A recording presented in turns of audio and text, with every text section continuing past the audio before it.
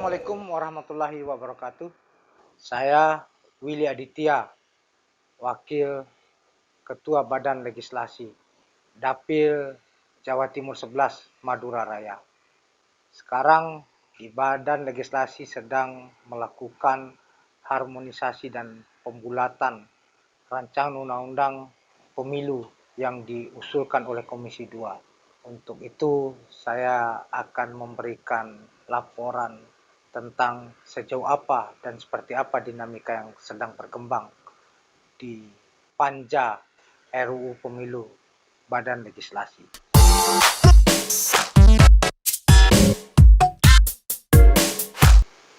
Perbedaan rancangan undang-undang pemilu kali ini yang paling mendasar adalah hak inisiatifnya dimulai oleh DPR. Inilah yang kali pertama pasca reformasi 99, rancangan undang-undang pemilu ini diusulkan oleh DPR, bukan oleh pemerintah. Jadi sejauh ini diusulkan oleh pemerintah. Nah, untuk periode kali ini DPR ingin merubahnya untuk kemudian terjadi kesepakatan, terjadi dialog antar partai, lalu kemudian baru DIM disusun oleh pemerintah. Yang kedua, secara materi muatan itu terjadi suatu penggabungan di mana sebelumnya kita mengenal dua rejim pemilu. Satu pemilu yang kita anggap itu adalah pemilu legislatif dan presiden, yang kedua pilkada. Memang ini secara peraturan perundang-undangan juga banyak terkait, karena pemilu kada itu terkait dengan pemerintah daerah, di mana DPRD provinsi, DPRD kabupaten kota itu merupakan bagian dari pemerintah daerah. Jadi ada upaya untuk kemudian menyederhanakan peraturan ini. Ada sebuah inisiatif yang maju, tentu ini perlu kita apresiasi tanpa meninggalkan dan mengabaikan hal-hal yang bersifat kehati-hatian dan ketelitian.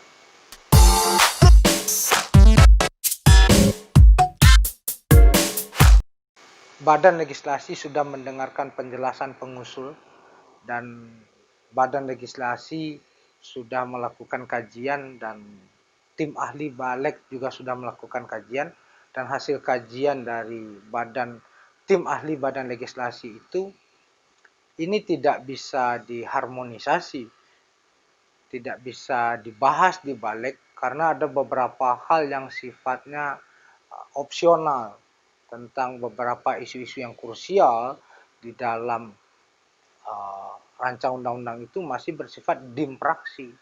Nah, ini yang kemudian menjadi sebuah kerumitan dan kesulitan tersendiri, karena tugas Balek itu, kewenangan Balek itu tidak boleh merubah substansi.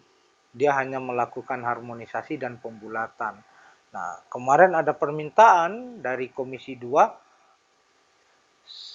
Sebagian dari anggota Balek itu kan juga banyak dari anggota Komisi 2 meminta itu diputuskan di Balek. Nah, hasil keputusan Panja harmonisasi rancangan undang-undang pemilu ini, kebetulan saya yang memimpinnya, saya menjadi ketua Panja, itu kami akan memanggil pimpinan Komisi 2, kami akan menyurati pimpinan Komisi 2 untuk kemudian meminta mereka kalau toh itu akan dibahas di Balek, biar tidak terjadi dispute di kemudian hari, biar kewenangan kami itu jelas, dan memang itu permintaan dari Komisi 2, kami minta itu surat tertulis dari pimpinan Komisi 2 kepada Badan Legislasi untuk pembahasannya dilakukan di Balek. Jadi itu yang kemudian secara tata tertib yang perlu kita garis bawahi. Jangan kemudian Balek masuk kepada hal-hal yang bukan ranahnya, nanti kemudian akan mendapatkan komplain, bahkan bisa di MKD untuk hal-hal yang tidak menjadi kewenangan kami.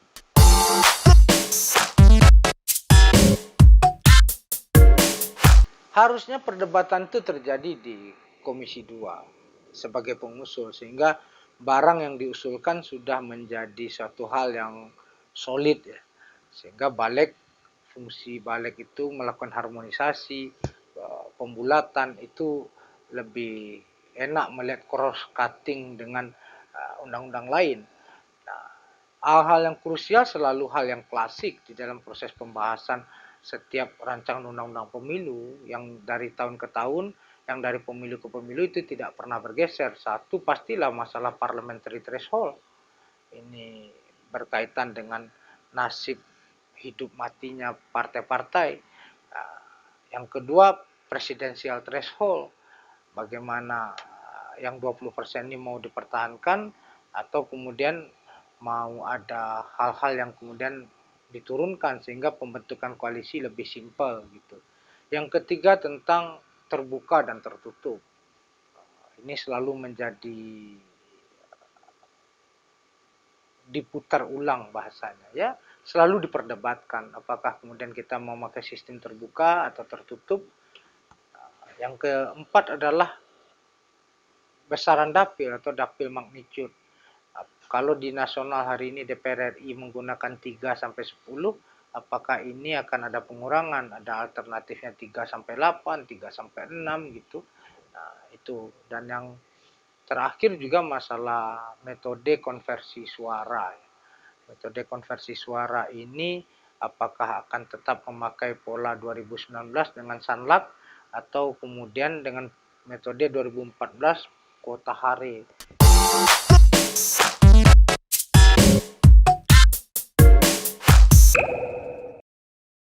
Nah, ada hal yang paling krusial lainnya adalah tentang keserentakan pemilu ya. Nah, keserentakan pemilu ini termasuk fraksi Partai Nasdem dan beberapa fraksi melakukan kajian ya. Karena apa? Karena prinsipnya kalau pileg dan pilpres itu berbarengan, satu kan yang menjadi aktor utama dari pemilu itu satu peserta, yang kedua pemilih, dan yang ketiga penyelenggara. Ini di sektor di aktor pertama aja itu terjadi sebuah hal yang benar-benar confused. Pemilih juga bingung dan apalagi penyelenggara dengan banyaknya catatan penyelenggara yang mati kemarin gitu harus jadi bahan refleksi dan evaluasi serta asesmen semua pihak. Bukan hanya masalah penyederhanaan keserentakannya semata-mata. Dan hal yang paling prinsipil dari keserentakan ini adalah negara jadi yatim piatu. Kenapa? Pileg itu kecenderungannya orang mengurus diri orang per orang, partai mengurus diri partai per partai. Nah, caleg per caleg itu. Yang mengurus negara kemudian siapa? Yang mengurus calon presiden yang bertarung siapa kemudian? Nggak mungkin hanya relawan per relawan, sementara presiden itu diusulkan oleh partai atau gabungan partai. Nah, inilah yang kemudian harus menjadi kesadaran kita bersama bahwasanya pemilu legislatif itu harus dipisahkan dengan pemilu presiden, bukan semata-mata aspek teknisnya, tapi adalah aspek bagaimana penyelenggaraan negara ini. Untuk kemudian calon presiden itu adalah representasi yang diusulkan oleh partai politik.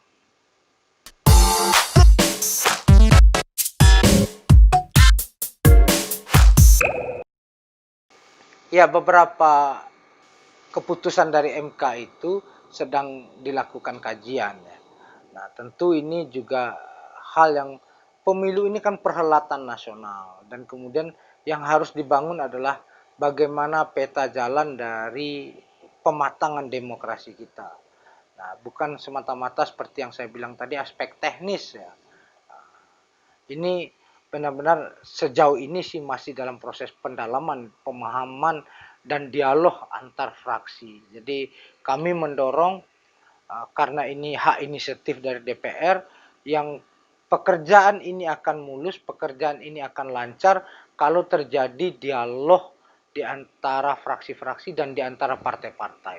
Sehingga kesepahaman itu terjadi, tidak konspirasi satu kelompok dengan kelompok yang lain. Itu yang kita hindari.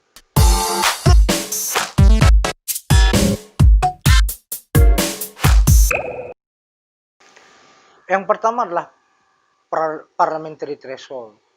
Kalaulah kita berkaca dari statement Pak Surya, sebelum partai ini berdiri, ketika waktu itu masih organisasi kemasyarakatan nasional Demokrat, beliau sudah mengendorse konsolidasi demokrasi, pematangan demokrasi itu harus terjadi. Maka kemudian instrumen satu-satunya itu adalah bagaimana peningkatan secara gradual parliamentary threshold.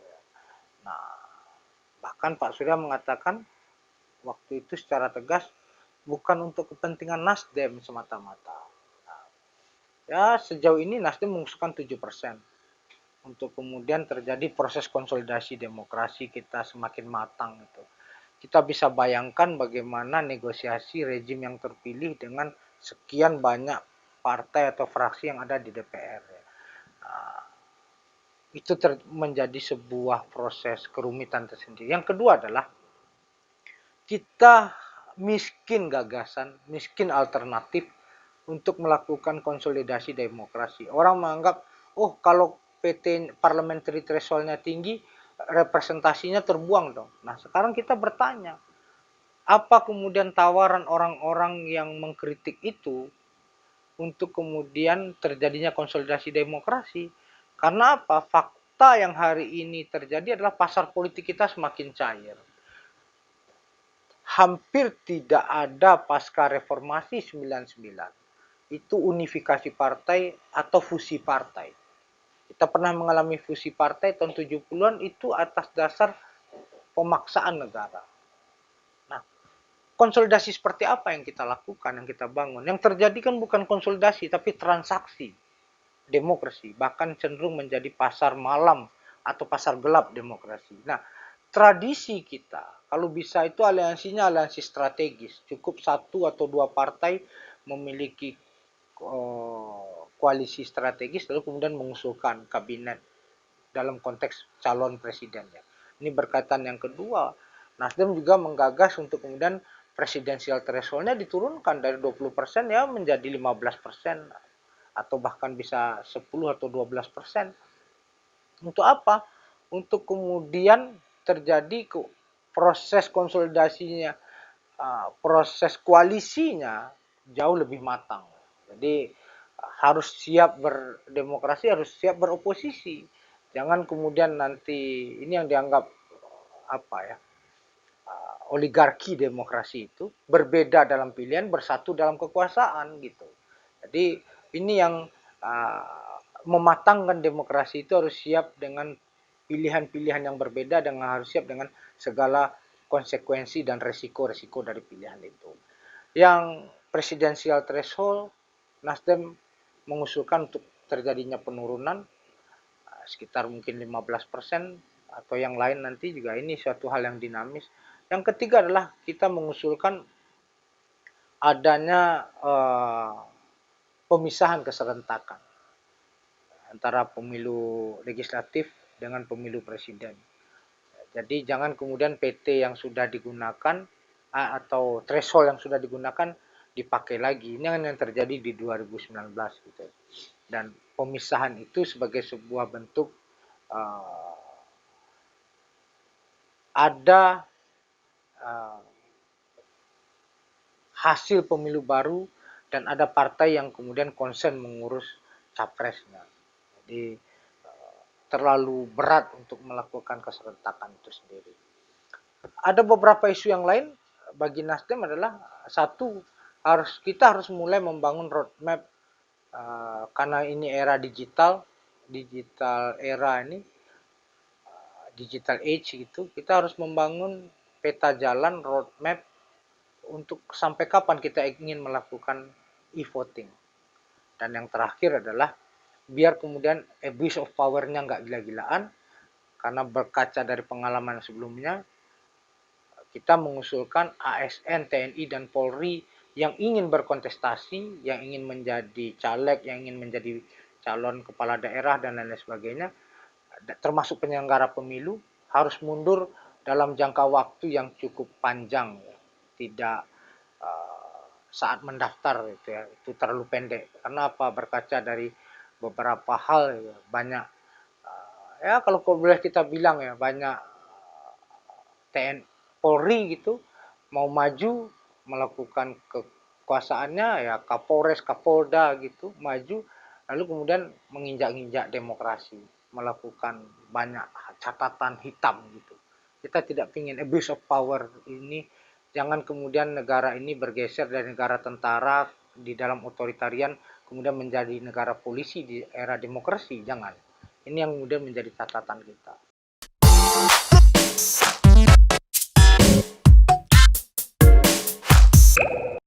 Iya, konvensi ini kan tugas partai modern itu melakukan kandidasi. Karena kultur partai di kita itu sangat hostile, tapi prakteknya sudah sangat banal, kita terjebak dengan oligarki gitu. Ya lu lagi. Bahkan di zaman Orde Baru lebih parah ya. Menteng area gitu.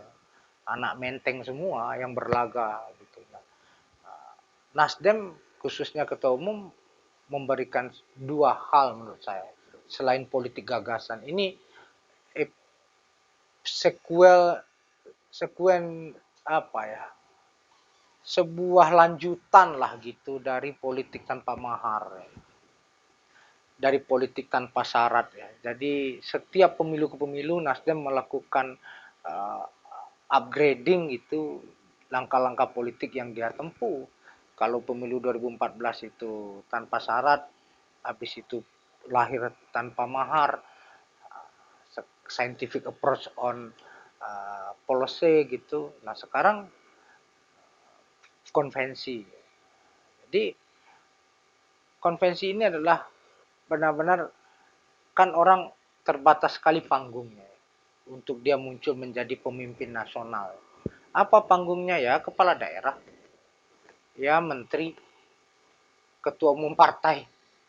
Sangat limited ya, sangat terbatas ya, sangat selected ya. Nah, begitu dia dibuka, artinya kan banyak hal yang muncul. Jadi konvensi calon presiden Partai Nasdem ini adalah panggung elektoral bagi tokoh-tokoh yang potensial. Bukan hanya bagi mereka yang sekarang sudah terpapar gitu ya, yang sudah nongol gitu. Baik itu top 10, top 3, apapun itu. Ya bayangkanlah ada seorang tokoh dari timur sana yang berkulit hitam kata Pak Surya yang keriting rambutnya muncul dan dilihat oleh orang. Itu demokrasi itu digerakkan oleh harapan, hope gitu. Dia harus melahirkan harapan-harapan baru, memunculkan, menampilkan tokoh-tokoh baru. Nah, siapa yang mengenal Pak Jokowi sebelumnya? Kan butuh panggung. Nah, sejauh ini panggung kita sangat terbatas, bahkan cenderung monoton gitu. Nah, di sini kemudian Nasdem menyediakan panggung untuk kemudian berkontestasi satu sama lain. Dan sisi yang lain yang paling luar biasa adalah dalam hal ini kita harus respect, hormat pada seorang Surya Paloh. Dia benar-benar menjadi teladan dalam proses pengambilan keputusan politik, di mana syahwat orang mendirikan partai itu untuk dirinya, keluarganya menjadi calon presiden. Tapi dia mempersembahkan itu, memberikan karpet merah itu, karpet biru itu kepada putra-putri yang potensial. Nah, ini yang kemudian harus menjadi catatan politik kita ya. Jadi ini satu kelanjutan politik gagasan, yang kedua keteladanan, dan yang paling penting adalah ini tradisi kandidasi ini adalah tradisi yang sehat. Konvensi itu bayangkan kalau kita kampanye seorang presiden itu dia hanya mengunjungi spot-spot yang padat pemilihnya. Kapan dia mau ke Papua sana, ke Manokwari sana, itu cuma gimmick-gimmick aja. Tapi dengan adanya panggung konvensi, semua persoalan bisa kita diskusikan. Semua dialog akan bisa kita lakukan. Jadi ini adalah ajang yang benar-benar untuk kemudian dialog kebangsaan. Itu yang paling menarik dari konvensi Presiden Partai Nasdem.